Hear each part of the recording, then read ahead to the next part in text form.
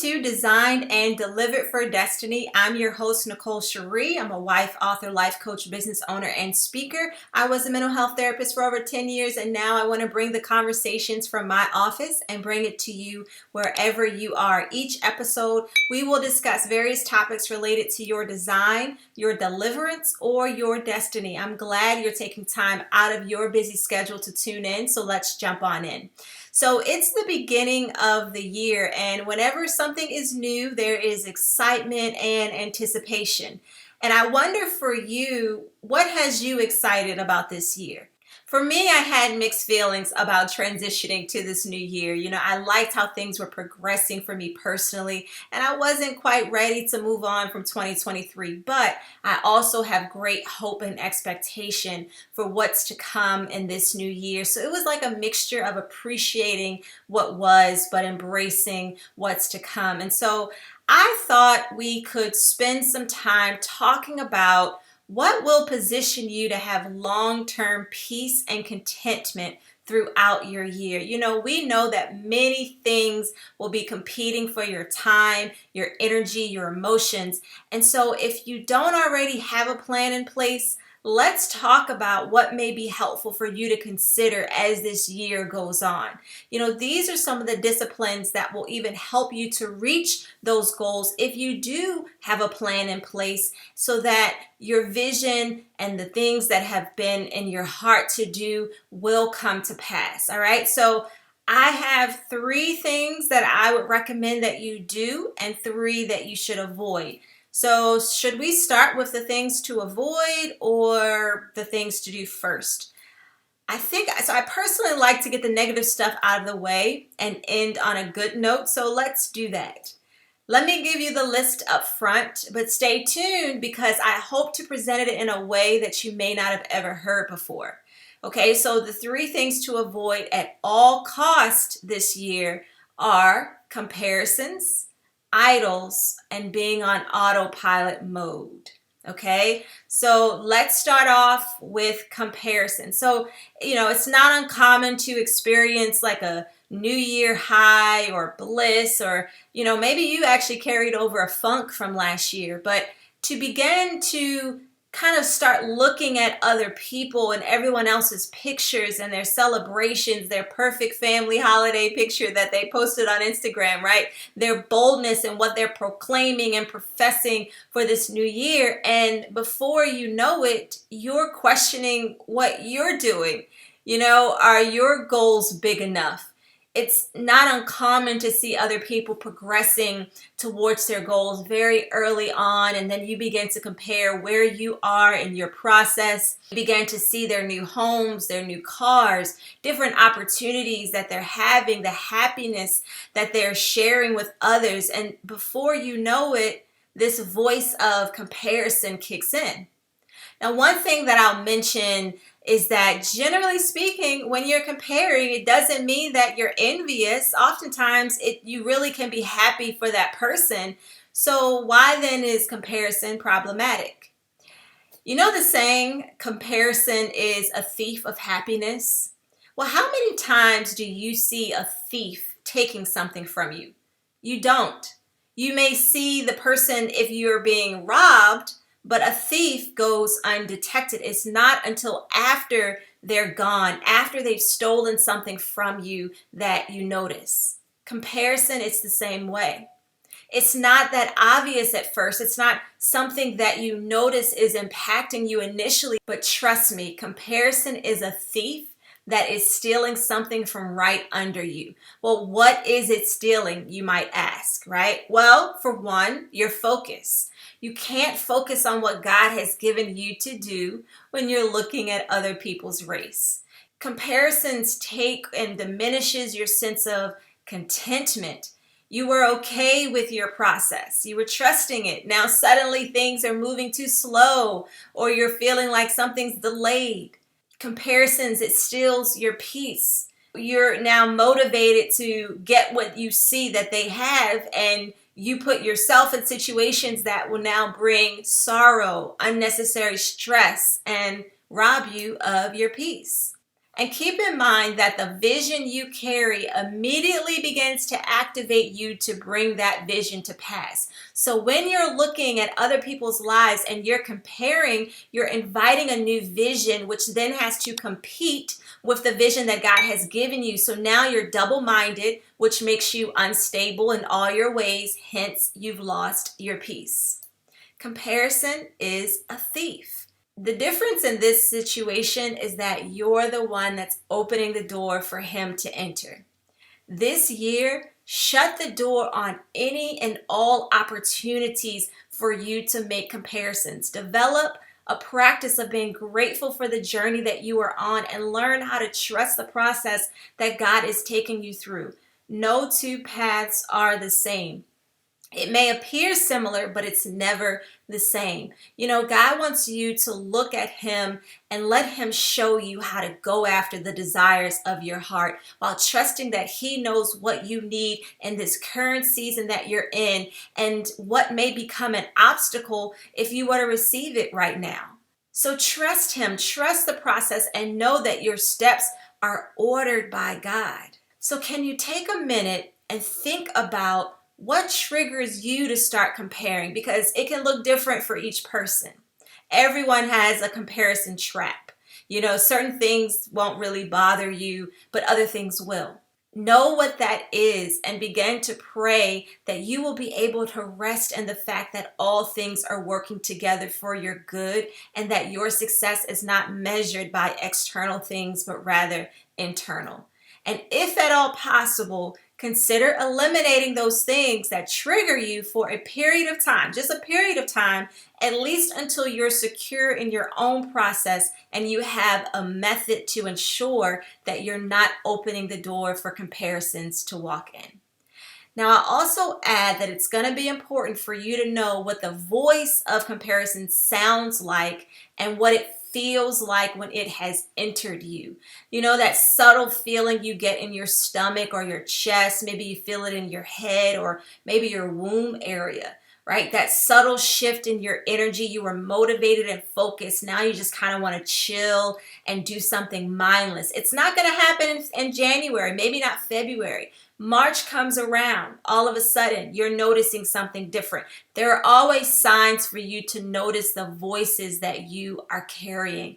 If you're not usually attuned to your thoughts, your body sensations, and emotions, then this year it's going to be crucial for you to learn. Also, try to prepare your mind in advance for when that comparison trap presents itself so that you're not reacting and allowing the thief to start his process before you can catch him. There's going to be many changes taking place around you this year. Be determined to keep your peace by avoiding comparisons. Okay? Number 2. Okay, so this one is even more important than the first. In fact, I would say of all the things I'm going to talk about, this one is the most important. So let me admonish you by saying that this is a year where you absolutely need to ensure you don't have any idols in your life. What do I mean? An idol is anything and everything that you prioritize over your relationship with God, which can be either external or internal. So that can include your values, which they may seem like a good thing to prioritize, right? Like your family, your health, your happiness, serving other people, and the list goes on. But you always have to remember that it is because of God that you have your family, you have your health, you have those opportunities, and it is God that will transform those situations even if you don't have them. So putting them before him, it's like a slap in the face to God. It's the most ungrateful, disrespectful thing you can do to him. He's working on your behalf even when you're not asking him to, but you're placing your hope, your joy, your affections in the things around you and the people that he has given to you before you're giving it to him. I was in prayer when God put this in my spirit to share with you, and I felt the seriousness of it. So trust me when I say it's never good to have idols, but especially this year, God is coming after people's idols. And it's not just that he's a jealous God, but it's out of love. You know, the only way that he can have the relationship with you that he desires to have is to remove those idols from your life. The only way he can position you to have the abundant life that he desires for you to have is for you to be conformed to the image of his son, which means that you have to have a certain understanding that only comes from drawing closer to him and making him your priority. So I encourage you to make that decision for yourself instead of having to have him intervene. Many people have idols but don't realize it. And if you don't know what your idols are, pray and ask God to reveal them to you. Now, if you're someone who, let's say, loves God, you're going to church, you're doing most of all the right things, you're a good person, and so you're thinking, it's not possible that I have an idol in my life. I want you to know that being a good person, doing a bunch of good things, loving God is great, but it doesn't mean that he's first in your life or that you don't have any idols unknowingly. Having a relationship isn't equivalent to having a to-do list. You know, that to-do list that we create, that we say as long as we're doing A, B, and C, then we're in good standing with God. It's not the same. In fact, you can have a to-do list that actually becomes your idol. Going to church, it may be because you're religious, but your heart may not truly belong to him. Listen, I know that a lot of people tell you that God knows you're not perfect, and they give you this impression that just giving him 75% of yourself is enough, right? He's okay. Go live your life. Do you? But that is a lie. God died for all of you, not just the parts that are convenient or easy to give to him. He's less concerned about you living this comfortable life that you're creating, and he's more concerned about you being conformed to who he ordained you to be, which cannot happen if you have idols in your life. I'm learning to pray that I will always have the fear of the Lord so that I can ensure that I'm aligning with his will for my life and won't miss anything that he has for me or that he's trying to do through me. And I would encourage you to pray the same. Now, the last thing for this year to avoid is allowing yourself to go on autopilot. All right? What does that mean? Well, you know that we can be very intentional for maybe the first quarter of the year, working on our goals, staying focused, staying motivated. Then by April, life begins to happen. So when life happens for you, whether that's in April or the last week of January, do your best to not allow yourself to go on autopilot mode. What does that look like? That looks like you're just going, you're doing, and then you just move on. You're reacting, but there isn't much time to reflect, to evaluate, to strategize. But you can't afford that this year. When you go on autopilot, you're not alert, you're not proactive, and it's much harder to be attuned to what God is doing in and around your life. And it's not just life happening that can cause this. Comfort and consistency are gateways to going on autopilot mode. When everything is going as planned, it's easy to rest in that place, to allow things to just flow on their own so that you can enjoy the calmness of being mindless. And before you know it, you're on autopilot mode. That is a trap. When a pilot puts the plane on autopilot, it's because the route is planned, the plane's mechanics have all been tested, and usually they aren't expecting any major turbulence. The pilots can enjoy not having to fly the plane manually for however many hours your flight is, but they can instead focus on ensuring that everything else is going as planned. It's great when systems around you are on autopilot, but it's dangerous when you are. The pilots are still needing to be alert, proactive, and attuned to what is happening to ensure that your flight safely arrives to your destination. When you're on autopilot, you aren't alert to the unexpected. You're not being proactive. So this makes it much easier for you to be under attack. Even for those of you who are preemptively addressing issues before they arise, you still want to maintain a sense of alertness on an ongoing basis. And when I say alert, I don't mean anxious, or fearful. It's just being active instead of passive. There are ways to know if turbulence is coming ahead so that you can prepare, but if you're checked out, you're just going to be going through the motions, and so you're not going to see it coming. Autopilot makes you passive and vulnerable to unnecessary issues in life. Avoid this at all costs. Okay, so now let's shift here, okay? Let's shift and talk about the 3 things to do this year, okay? Number 1 is to be prayerful. Number 2, be proactive. And last, embrace change. There is a lot happening around the world. There's wars, there's going to be elections, there's natural disasters going on. If ever there was a time to be prayerful, it is now. The world is shifting. Technology is taking us to places we've only imagined. Economies around the world are struggling. If there was ever a time to pray, it is now.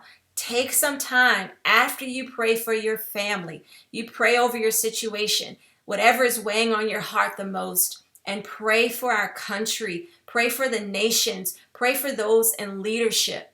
Even if you don't know how to pray or you just don't feel comfortable praying, just try.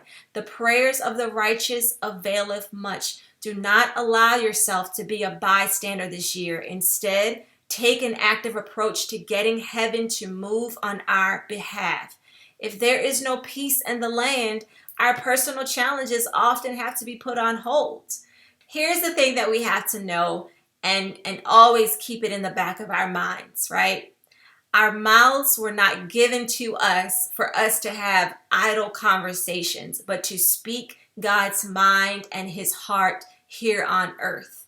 Use your mouth for what it was intended for, and one way to do that is prayer. Our world needs it. Your community, your church, your leaders, they need it. Let's return back to being a praying country. Our children need it, the teens, the college students, the elderly, the sick, those in poverty, those who are successful. Prayer helps everyone. So as you begin, or you're now increasing your prayer life this year, just do this one thing. Don't stop. In fact, never stop. Commit to making it a part of your life. Make it a part of your family life. Make it a non-negotiable in your day. Never stop. We all need your prayers. Things are shifting, but which direction they go in are tied to your prayer life. Now, I've already touched on this, but do your best this year to be proactive. What would you do if you knew this year was going to impact your life, your family, your finances, and your livelihood for the next 5 to 10 years, unlike any other year before? What decisions will you make to ensure that you and your family are secure and able to weather the tides regardless of what is happening in the world or your personal life? So here's where you can begin to think about what are the things in your life that should be able to function seamlessly or on autopilot mode, but you're still having to put forth an effort for everything to keep going. Listen, you were not designed to live in survival mode, to live check to check, or to be behind in any area of your life.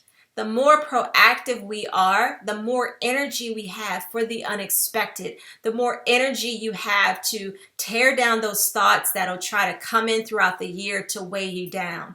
The more time you have to love others.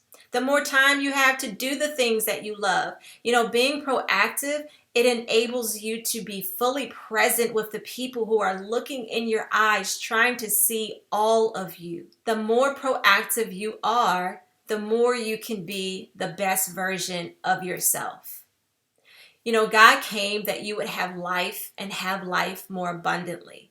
People with abundance, they don't have to be reactive. Instead, there is room to strategize, to plan on how to keep their abundance. You were ordained to be in that position. So are there 1 or 2 things in your life that you can just take a proactive stance on so that there is a system that allows it to run with or without you? When God sends you those helpers you've been praying for, how easily will they be able to step in and take over where you need help?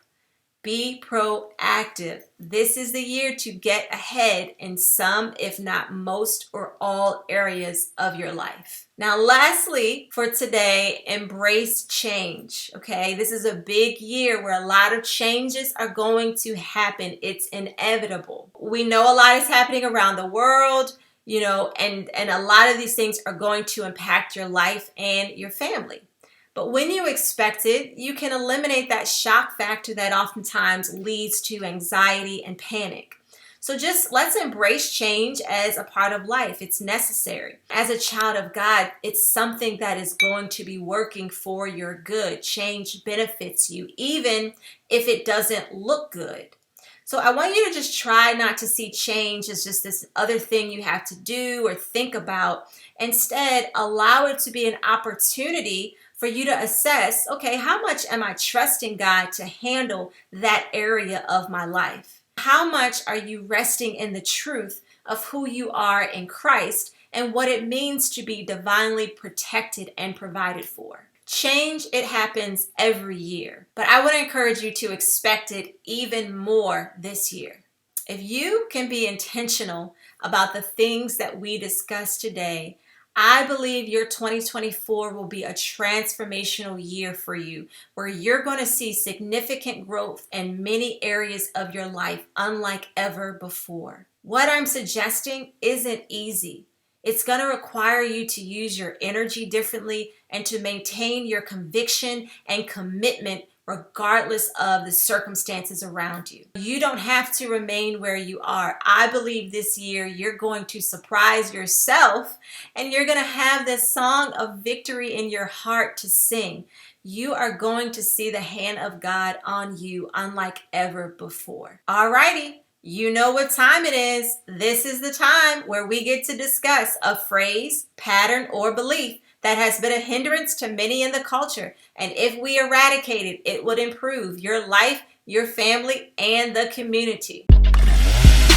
It's chain breaking time.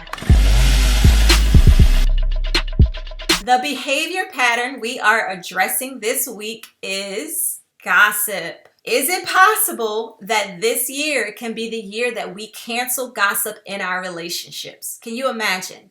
I know you're thinking, yeah, okay, no. But what if we decided to only speak life-giving words about other people or choose to say nothing at all? What if we don't use the appearance of concern as a cover-up for gossip about somebody's life and what they have going on? What if we just stop talking about people and use our energy in more productive ways? Now, I want to say this. I did say let's cancel gossip, but gossipers are not bad people, so let's not cancel the person, but rather cancel the behavior. And we do that with accountability, with boundaries.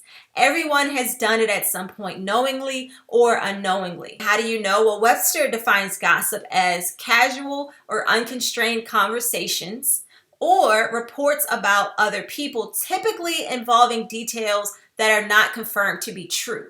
But I want to add that the information might be true, but it's not for you to share. So let's strengthen the trust in our relationships and communities by putting an end to something that adds no value to you or the one that's being talked about. It's time to cancel gossip. Now let me close with a final word of encouragement. I believe that as long as you do this year with God, it's going to be your best year yet. Trust Him with the details of your life and allow Him to be in the driver's seat. But don't go on autopilot because He needs you to do your part. The best is yet to come, regardless of what is happening in the world. Remember, you are in the world, but you are not of the world. Be proactive, but rest in knowing that your Father is with you. He will keep you. Just keep your eyes on Him. I see songs of victory springing forth from all over the world. Until next time, shalom.